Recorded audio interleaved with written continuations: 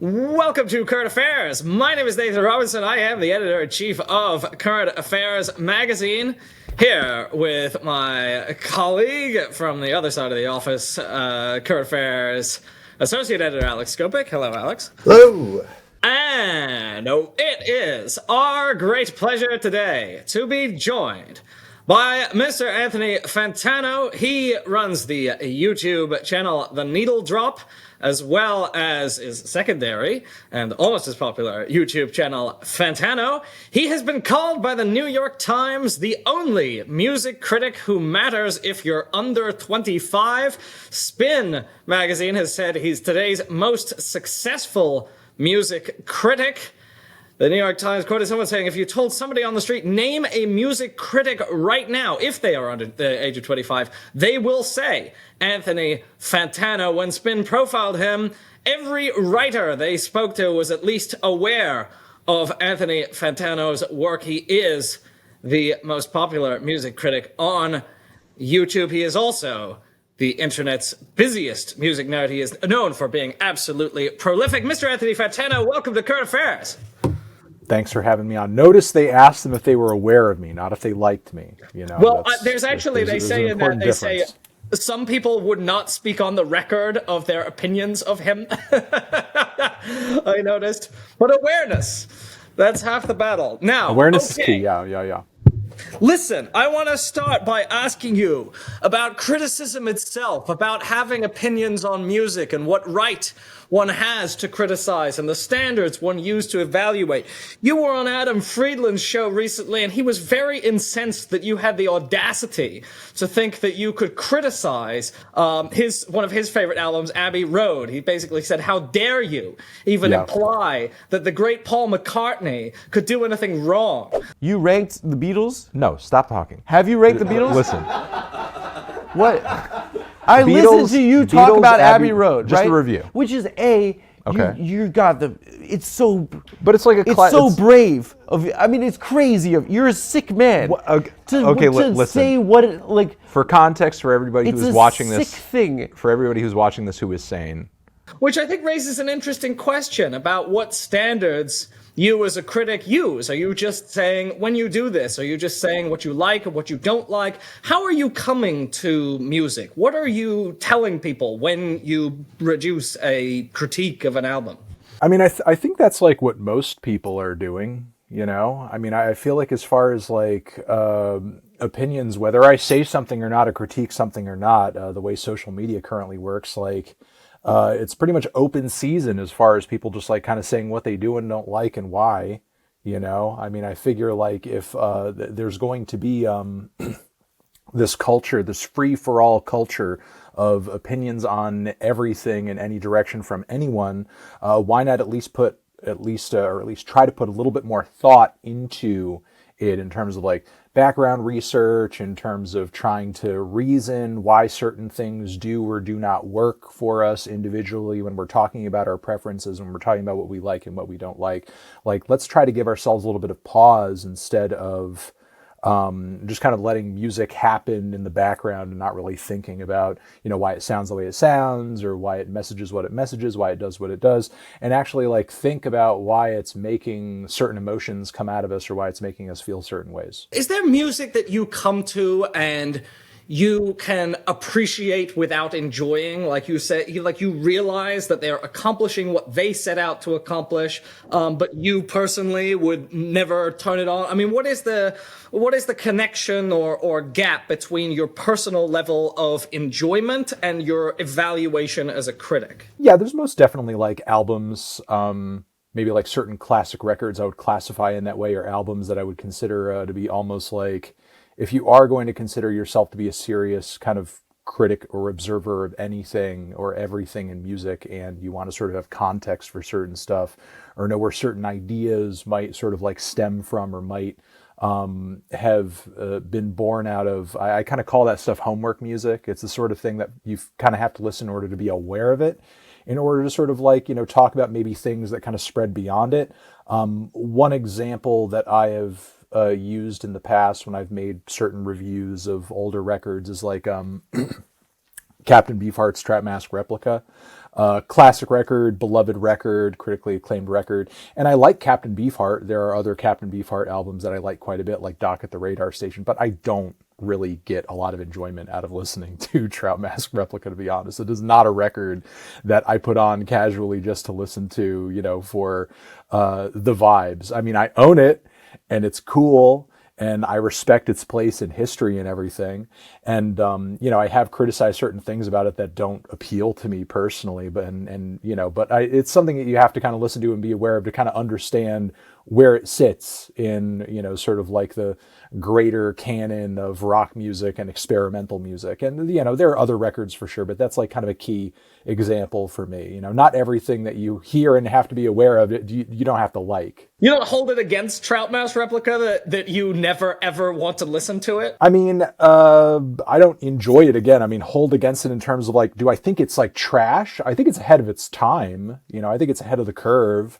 You know, but that doesn't mean I enjoy listening to it. There are certain things though that, you know, here's the thing. It's like, while I don't enjoy putting it on and listening to it, I can at least respect the fact that it's ballsy and that it's trying to do something different and that it's forging its own path. There's some stuff that I don't like listening to, and I feel like the ideas are trite, and, you know, it's maybe doing something, or maybe it's not impressive at all at what it's doing or what it's attempting to do. You know, I feel like, and you know, also on top of that, I feel like there is there's a lot of music that I can't exactly formulate the words here, but I've been seeing discourse lately with a lot of people kind of trying to separate the idea of music or art being simply entertaining versus like kind of, you know, stimulating or I guess like gratifying or important to experience for other reasons. You know, some of my favorite pieces of art that I've enjoyed over my life, the emotions or the experiences that inform it are actually like pretty harrowing or dark or disturbing. And, you know, while I'm listening to those records or experiencing them, I don't know if I would always classify my feelings coming out of it as being like enjoyment or entertainment. You know what I mean?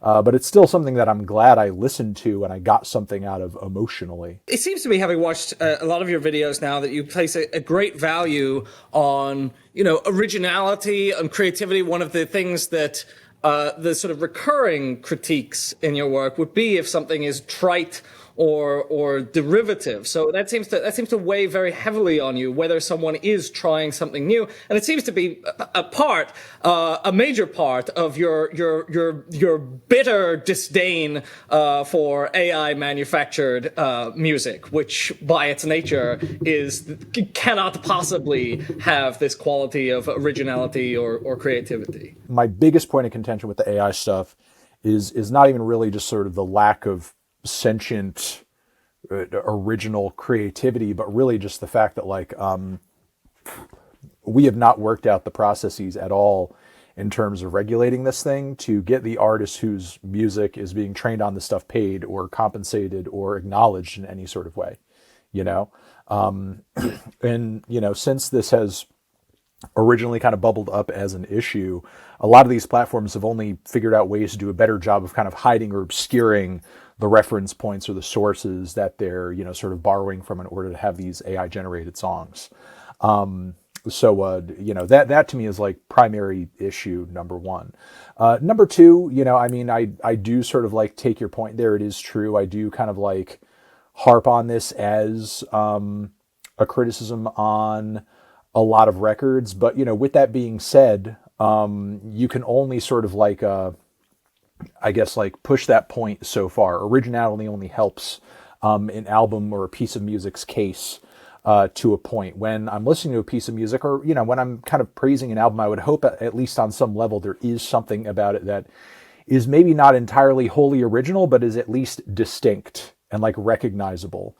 Like in the same way that I could recognize one person from another person. Like two people are not wholly original or different, you know, like from the one end of their DNA strand to the next. They're still people, and they still have, you know, sort of like average people like features that we can kind of like, you know, hit a checkbox on for the most part. But like, I like to be able to kind of recognize and see a sense of kind of like separation of like style or distinct characteristics between a lot of the artists that I'm kind of praising. And look, completely original music out there, it is a possibility, but the thing is, I fear that if you were to push an artist or force an artist maybe at gunpoint in the studio to make something that's like completely wholly original, inspired by nothing, nothing whatsoever, not even like sort of the traditional parameters by which we sort of like, judge something to be music, chromatic scale, so on and so forth, they would probably come out with just kind of like a mess of complete, noise that's totally unrecognizable or just unfamiliar as music to any of us. Yeah, and on that note about originality, we're getting toward the end of the year now. We're in middle of November as we record this. And at the end of every year, you do your roundups of the best and the worst albums of the year.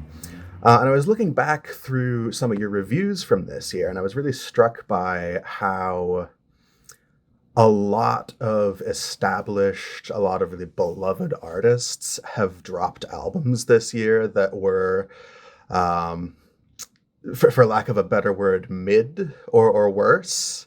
So I was looking at, Taylor Swift's Life of a Showgirl, Lil Wayne's The Carter Six, Ed Sheeran's Play, Drake's Some Sexy Songs for You with Party Next Door, even Young Thug's Oi Scooty. I was wondering, why do you think this year, and there have been some exceptions, there have been some really great things, like the Clips's Let God Sort 'Em Out, which you gave one of your first 10s in a very long time. But why do you think these really well-established artists at this point in their career are starting to put out kind of uninspired stuff, and what are the economic factors behind that in the industry? Honestly, like I feel like the reasoning for all of those records being as mid as they are, it's really a case-by-case basis. I mean, Lil Wayne has been on the downturn creatively as far as his album quality for years now. His past couple of projects have not been great. Drake's project with Party Next Door, I mean, I didn't think it was going to be amazing out of the gate just by virtue of the fact that it was going to be a collaboration, and Party Next Door I'm not really a huge fan of to begin with. But I mean, for him, that's kind of like I think he didn't really put a whole lot into that project because I think he sort of used that record as maybe a bit of a transition point or like a soft launch of the idea of like, I'm going to start putting out music again after this massive beef that kind of ruined my reputation completely for a time, but I'm not going to come back immediately with a whole new solo album because, in the current rap and social climate, like it's going to get absolutely myrtleized just based off of the fact that people are sort of like feeling very hot and feeling very intense off of this, rivalry still. Taylor Swift, I feel like has her own reasons for kind of finding herself at a weird crossroads creatively. I feel like, and there are some other Swifties who agree with me, that she didn't really give herself a whole lot of time to kind of develop and marinate on this album. She's been nonstop promoing, touring, recording her past records, and so on and so forth. And, even from her descriptions of, kind of the process behind this album, it doesn't really seem like she got the time and got the space to really sit down and create and write this record like she has, past successful albums. And, in retrospect, there is kind of question as to whether or not going back to Max Martin was like necessarily the move, while it did result in kind of a more, direct, punchy, poppier record like fans have been asking for, because her past couple of records have been just like kind of endlessly sprawling. This record, by comparison, it doesn't really seem to have that kind of same Max Martin punch that he did back in the day when she did 1989, and it didn't, and nor did it like really kind of achieve the glamorous, showy aesthetics that you expect of an album titled The Life of a Showgirl. And then Young Thug, like obviously, I think even some of his biggest fans expected like a comeback record post, his very kind of arduous and draining trial period was probably going to be rough around the edges in some way.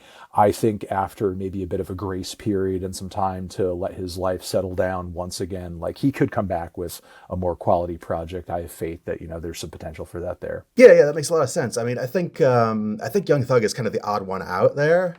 The rest of them, the connective tissue I sort of see with it is that these are all people who have been very famous and very successful for 5 years, 10 years, longer in Wayne's case.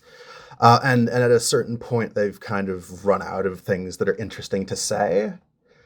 But at the same time, the industry wants their reliable release that's going to do numbers. I mean, it's also, there is also a case of like artists getting to a certain point of fame and they kind of plateau and they coast and they stop kind of being as hungry or putting out their best work. I mean, when I first started reviewing music, I feel like in a way we were almost kind of like faced with that possibility in the alternative rock world, because that's like when Radiohead came out with The King of Limbs, you know, which was one of my first like super big reviews before I had even like, I think I was still like living at home when that album came out.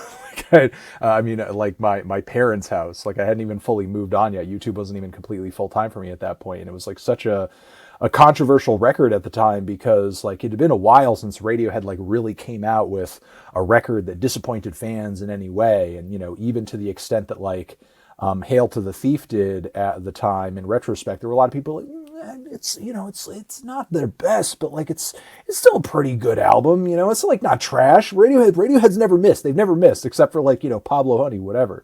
So, you know, I think like a lot of Radiohead fans had that narrative in their heads that like they always put out good stuff, they always put out quality stuff.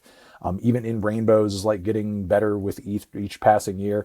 And then like The King of Limbs comes and like people were just like in disbelief, you know. And the thing is like bands and artists get to a certain age and either they, I think, have to, either they just like start like, you know, resting on their laurels and they stop putting out good stuff, or, you know, they continue to experiment and challenge themselves. And, you know, the thing is like there is risk involved with that. Sometimes you go out on a limb, a king of a limb, you try something new and it doesn't work out completely, or, you know, you risk it all and you try something different and weird and a little experimental and left field, like, you know, David Bowie with Black Star, and you fucking knock it out of the park before you pass away. You know, even in what you're saying there, it has struck me watching your videos that even though people might know you for being harsh about the things you're harsh about and putting on the red flannel and giving some real devastating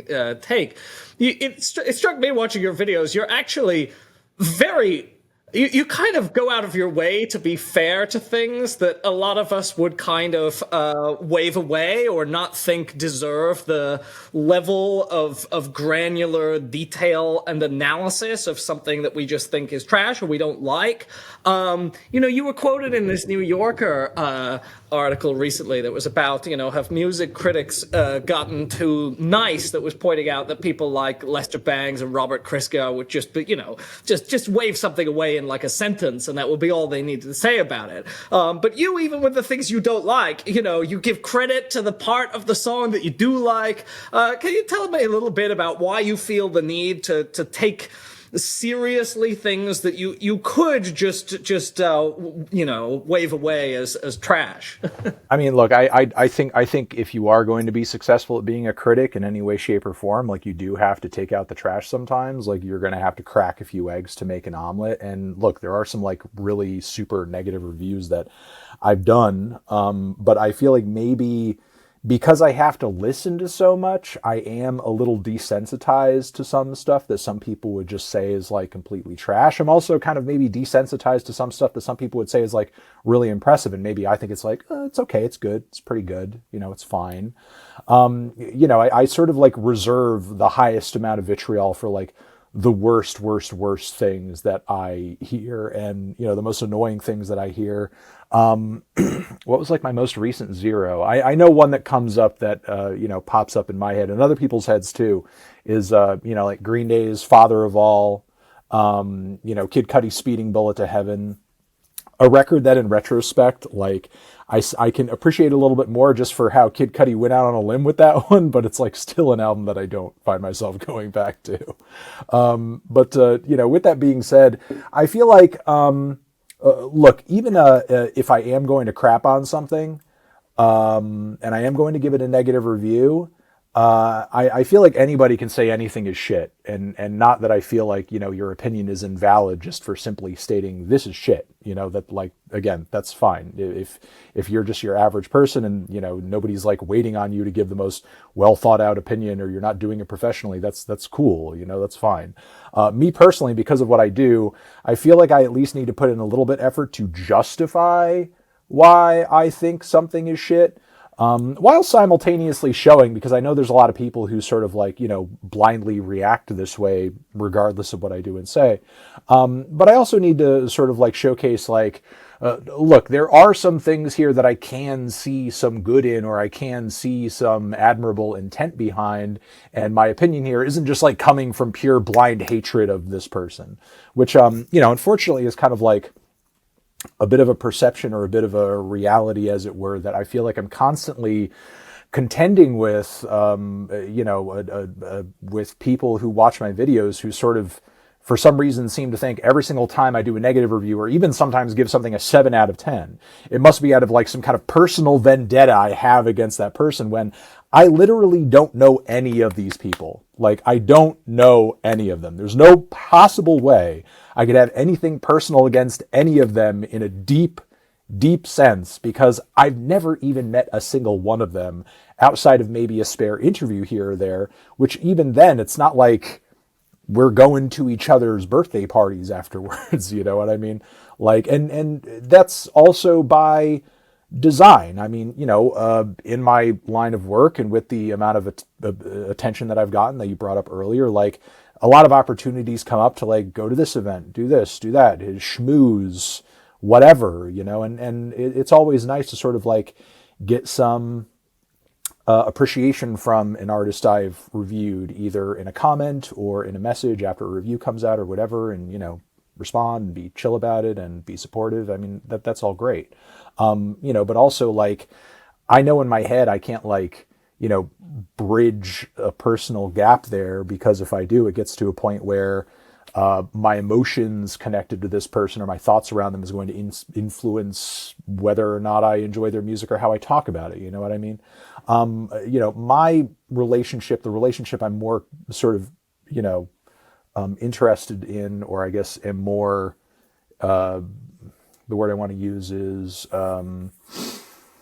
concerned with most of the time, is my relationship with my audience. You know, as much as it is true, like, labels and artists do pay attention to a lot of the, you know, reviews that I do, even if they pretend that they're not paying attention. You know, I don't make my reviews for musicians to watch and, you know, get hints from, or, you know, get perspective from. I make it for music fans who are sort of curious to be like, oh, what should I listen to? You know, what's worth my time? What is, you know, I just listened to this record, but I'm not really sure what to think about it. You know, it's like, what does this guy think? You know, that's the relationship, and that's the sort of like viewer and perspective that I'm trying to write for. I mean, obviously, you know, people with other perspectives are coming at it from different, you know, approaches are welcome, you know, to watch anyway. And there are a lot of musicians who watch me just because they're music fans. You know, they're like, oh, I like that record too, or I want to, you know, maybe Anthony could put me on to something that you know, I haven't heard before, and that's great as well. But, you know, it's like the reviews are not written in mind with like, yeah, hey, musician whose record I'm reviewing right now, this is for you. Listen to everything that I say, because I'm right and you're wrong, and I'm telling you how you should make your music. You know, it's just my opinion. It's just my thoughts on whether or not the record was successful or unsuccessful artistically from my own perspective, as a means of just like trying to put music fans on to more music and get music fans passionate about more music, and thinking a little bit more about like what it is they like, what it is they don't like, and why. Another thing I want to ask about is censorship in music, and the climate that we're looking at with that right now. So, you know, we've just seen cases in the UK where acts like Kneecap, Bob Vylan have faced criminal charges over things they've said about Palestine in songs. Here in the US, we've got things like Yug Thug, who we talked about earlier, you know, was put on trial in part because of his lyrics. now he has all these probation restrictions where he can't mention certain things in songs. And as we are facing like 3 more years of the Trump administration, like how worried are you about artists either being censored by the state or self-censoring in advance? I think those things that you just mentioned are threats. I also think that there are, I mean, they're not really seen. It's kind of like an invisible algorithmic hand that I feel like a lot of artists are influenced by in terms of like the content that they put into their music and the audience that's consuming it and the reception that they see in their music based upon what they're saying in it as well. You know, I mean, there have been people as big as Cardi B who, you know, her and people who sort of are seen as in a similar lane to her creatively get constant flack for, hey, you know, it's like, why are you only writing songs about shaking ass or doing this or doing that or whatever? And, you know, and she's been pretty public about like, well, you know, I've written love songs and put love songs on my records before. And when I do, like, they don't stream as well. You guys don't listen to them. You know what I mean?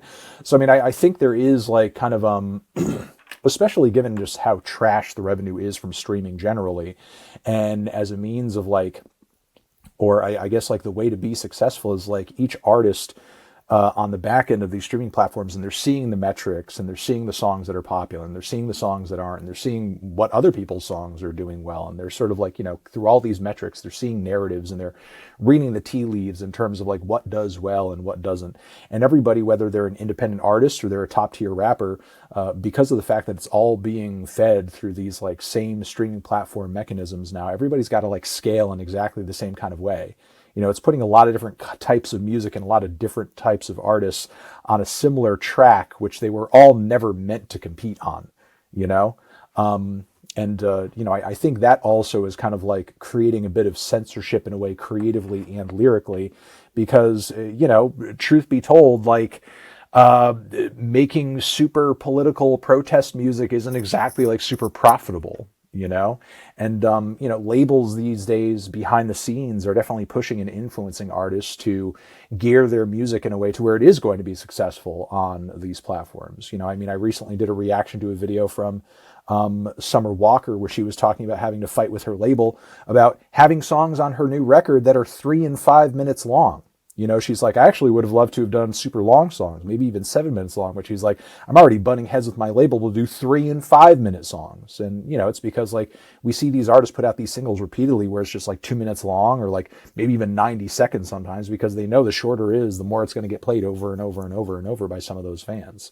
So, I mean, there's really all kinds of censorship, either be it political censorship or artists kind of like, you know, pulling in the reins in terms of what they want to say or the types of messages they can communicate or the kind of, you know, sounds they want to explore just by virtue of like being scared, like, is this going to do well algorithmically? Is this going to just be buried? Is anybody actually going to engage with this?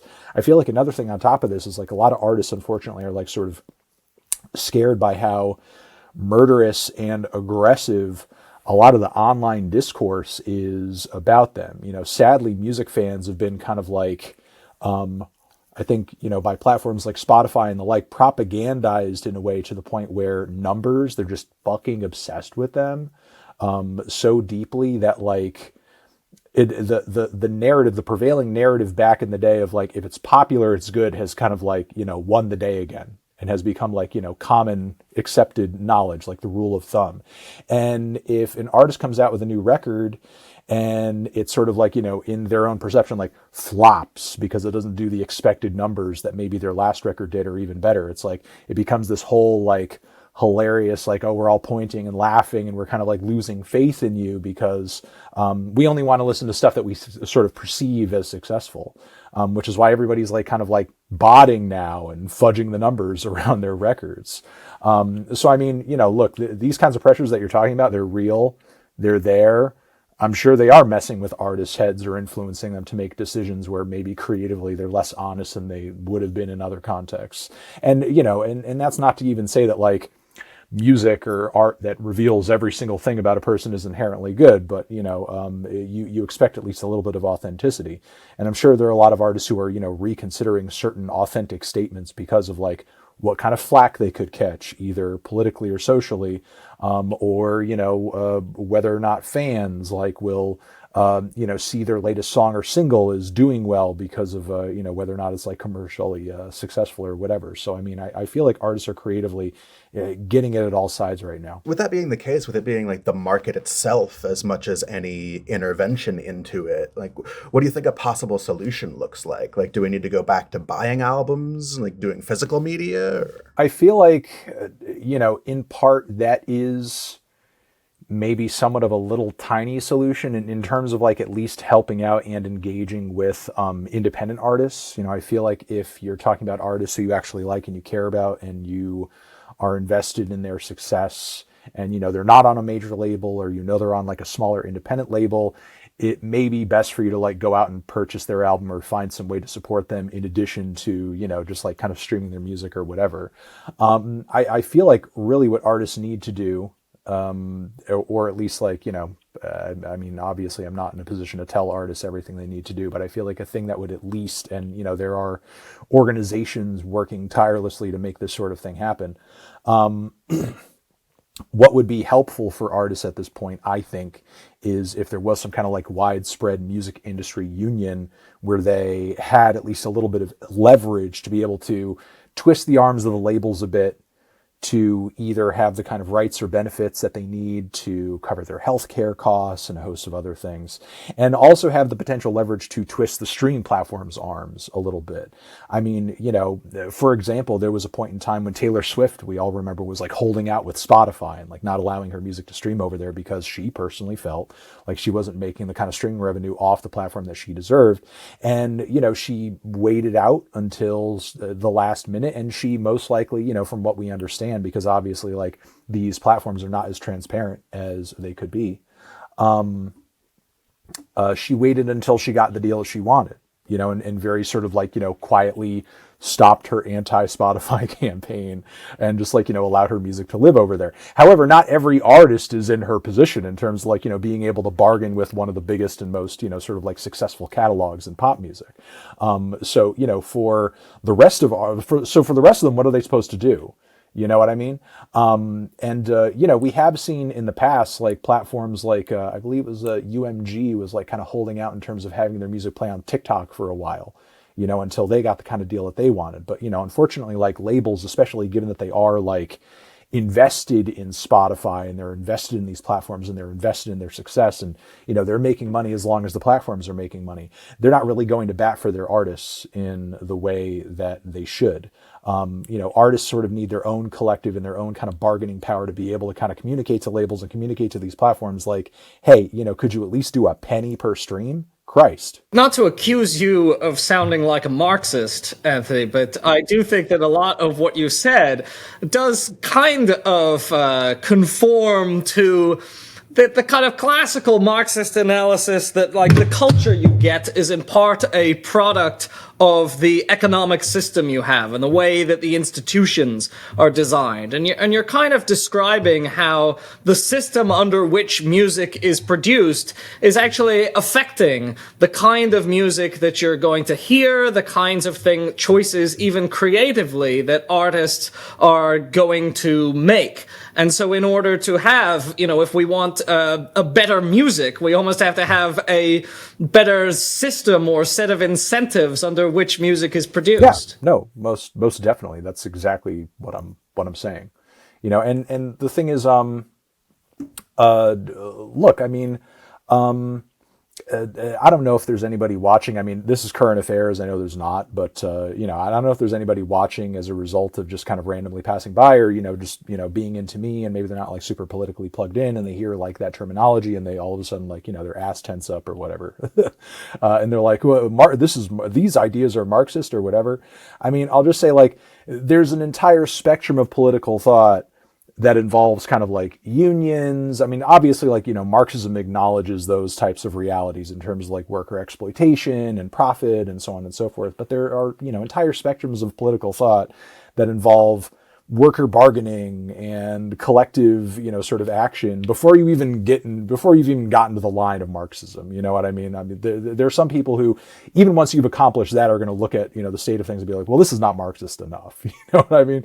Which is fine. It's like, I'm not ragging on anybody's sort of like, personal preference in terms of like political endpoint. But yeah, I mean, I feel like, unfortunately, because of how much your average American and your average consumer has been sort of like just propagandized to believe that unfettered capitalism and completely, I'm not even going to say uncontrolled, monopolized markets. Because, I mean, let's be real here. Like, people, again, proselytize over the great things that capitalism has brought us and markets have brought us and so on and so forth. But the thing is, like, going back to even the days of Adam Smith, like a key point of their philosophy and understanding of capitalism was that, okay, in order for this to work though, we cannot be having monopolies ruling every single market that is operating out there in the economy. Because once you have that, it's not capitalism. It's not capitalism. I mean, obviously, there are economic and Marxist philosophers who would believe, well, I mean, that result is actually the end point of capitalism. Like, if you just allow capitalism to happen, you're going to get there anyway. You know what I mean? And that's fair and that's fine. But the thing is, even the people who were capitalism's adherents and supporters back during the time of, the early years of America were like, okay, this isn't going to work if monopolies are operating and are happening. And in the music industry, we're seeing monopolies in every direction. We're seeing consolidation, and we're seeing fewer and fewer major labels. When I was a kid, there used to be like, 5, 6. Now those have been whittled down and purchased by the remaining 3. And they're taking up more and more of a share of all the music that we're listening to all the time. So no wonder we have artists who are getting screwed, getting ripped off, and are finding themselves with like fewer places to sign to, or fewer options in terms of like marketing and bargaining, because there's not a whole lot of like shops in town to sort of like sell their music to. It's like, well, if you're not going to get screwed over by me, get screwed over by one of the other 2 major labels that you can get signed by, if they're even interested in you. I think it's to sort of like get to a point, maybe not an end point where everything is like equitable and, the fairest it can be, but I think a way to sort of like maybe at least start taking some baby steps and maybe ease some of, the pain and inequity that we're seeing in the music industry is that we need to break some of these major labels up and force them to be their own separate entities that kind of like operate completely independently, like they used to be before they all became sort of like subsidiaries of, these larger 3. One of the bright spots in the political scene this last little while has been the election of Zohran Mamdani in New York.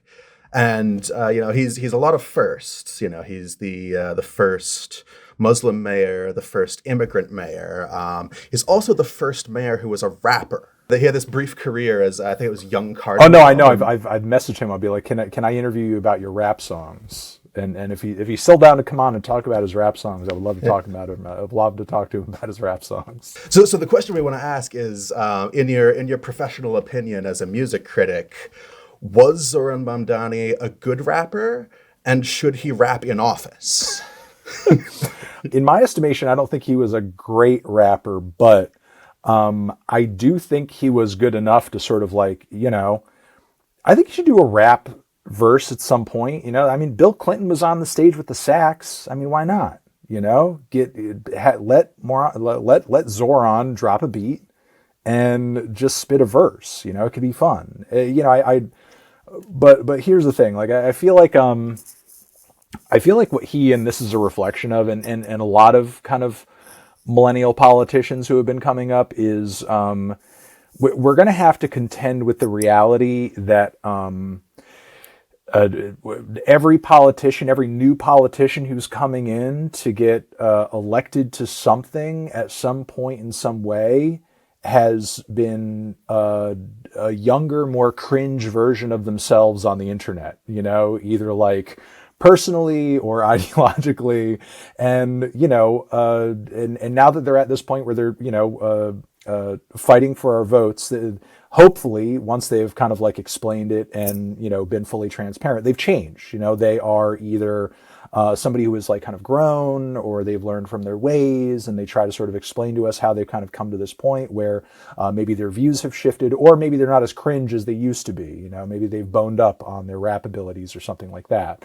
You know, everybody who we're going to see elected at some point is going to have a terrible blog, or a really mid indie band that they were in at one point, or maybe they directed like a very like awful, impossible to sit through indie film. It's going to be the case. Or, you know, maybe they were a Minecraft streamer and they let some gamer words fly. I don't know, you know, but I mean, I feel like we're going to have to kind of wrestle at some point with the fact that because we are living in, you know, a modern tech panopticon, and whether we want to or not, like everything everybody is doing is being like kind of logged or recorded, or there's a paper trail, a digital paper trail in some way.